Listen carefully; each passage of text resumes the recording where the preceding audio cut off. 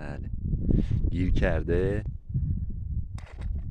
حیوان نمیتونه بره و ما الان نجاتش میدیم. توی هوای سرد پاییز اکبر آقا تصمیم گرفت که بره نجاتش بده. ماشاءالله اکبر جان، دیگه چاره ای نیست داداش، برو. حیوان گناه داره. پاشو زیاد نکش که اگه گیر کرده یه موقع چیز بشه، فقط آزادش کن. چی گیر کرده به پاش؟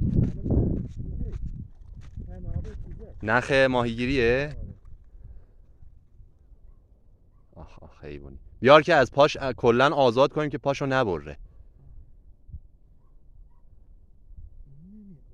بذار چیز بیارم، یا چاقو بیارم. خدا میدونه اکیه اینجاست الان. خب بیارش ببینیمش. آخ آخ آخ چه خوش چقدر قشنگه. یخ کردی اکبر. ببین کجاست. نه پاشو نخوری. اینجاست من نه اینو ببر. خب یکی یکی ببر.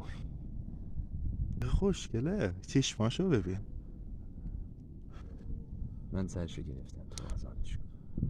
هیچ کس نمیار از باش.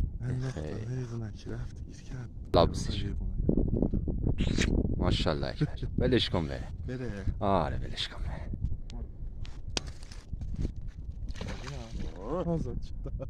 برو به سلامت. مرسی اکبر جان. کرم. ثواب کردی. حامی حیوانات.